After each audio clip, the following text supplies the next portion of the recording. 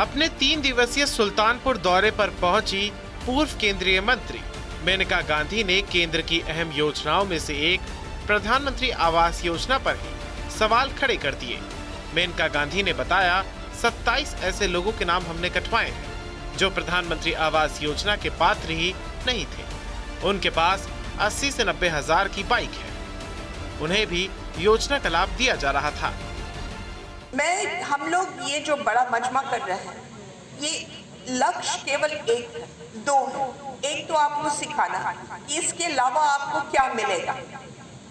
घर के अलावा आपको आयुष्मान मिलेगा, आपको और पैसा मिलेगा घर बनाने के लिए, अन्य चीजें जो अभी आपको पांडे जी ने समझाया है। लेकिन उसके अलावा सबके सामने ये बोलना कि मेरे होते हुए कोई रिश्वत ले ले, आपको अपना हक दिलवाने के लिए ये मुझसे नहीं सहा जाएगा। तो इसलिए आपको सीधा पैसा दिया जा रहा है, आप उस सीधे पैसे को इस्तेमाल करिए और किसी को रिश्वत देने की जरूरत नहीं है अपने ही काम करवाने की।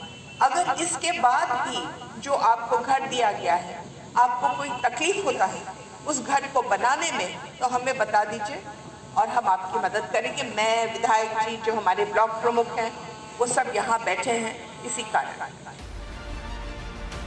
बीजेपी सांसद मेनका गांधी गुरुवार को सुल्तानपुर के कादीपुर ब्लॉक पहुंची थी, जहां उन्होंने लोगों को संबोधित करते हुए कहा कि अगर किसी के पास बाइक है तो उसका नाम प्रधानमंत्री आवास के पात्रों की लिस्ट से काटा जाएगा। मेनका गांधी ने कहा, नाम इसलिए काटा जा रहा है, आपकी एक मोटरसाइकिल आती है 80-90 हजार रुपए की, आपके पास 80-90 हजार रुपए हैं तो पहले घर बना लेते, पहले मोटरसाइकिल खरीदने की क्या जरूरत थी। मैं तस्वीरें लाई, पीडी साहब को दूंगी, वो देखिए, बहुत बड़े बड़े लोग हैं और उनके पक्के घर हैं। अब जो उन्हें सरकार से मिला है उससे वो पक्के घरों के ऊपर बनवा रहे हैं।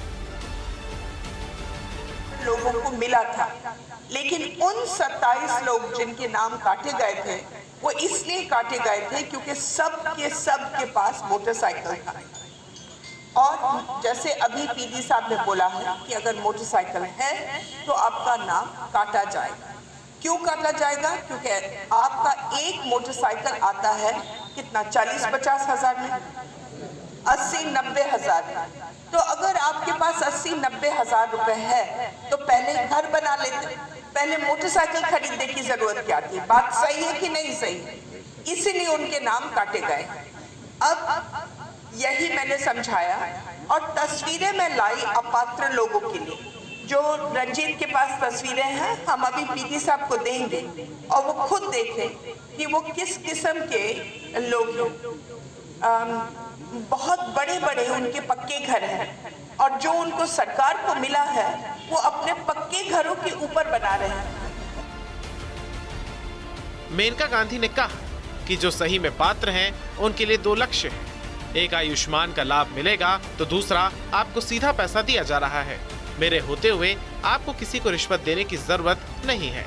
उन्होंने बताया, मेरे कार्यकाल में अब तक 90 हजार घर बटे हैं, 11 हजार इस सप्ताह में और बटेंगे। इसके बाद मार्च में 40 हजार मकान बांटे जाएंगे। जोश और एक नियम आया।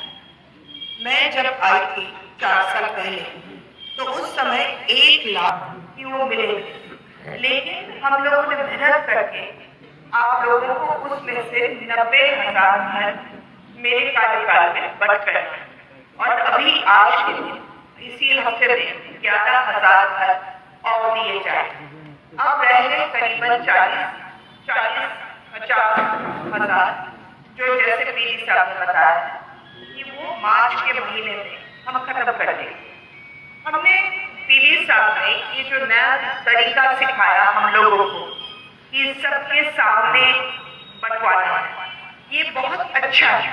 क्योंकि मैंने देखा है कि जब भी घर मिलता है किसी महिला को, या तो बहुत दबंग लोग उसको बनाने से मना करते हैं। बात सही है कि नहीं सही है? पीलीभीत से भाजपा सांसद और मेनका गांधी के बेटे वरुण गांधी लगातार अपनी ही सरकार की कार्यशैली पर सवाल खड़ा कर रहे हैं, लेकिन ऐसा पहली बार हुआ है जब उनकी मां मेनका गांधी ने किसी सरकारी योजना और अमले की कार्यशैली पर चुप्पी तोड़ते हुए सवाल खड़े किए हैं।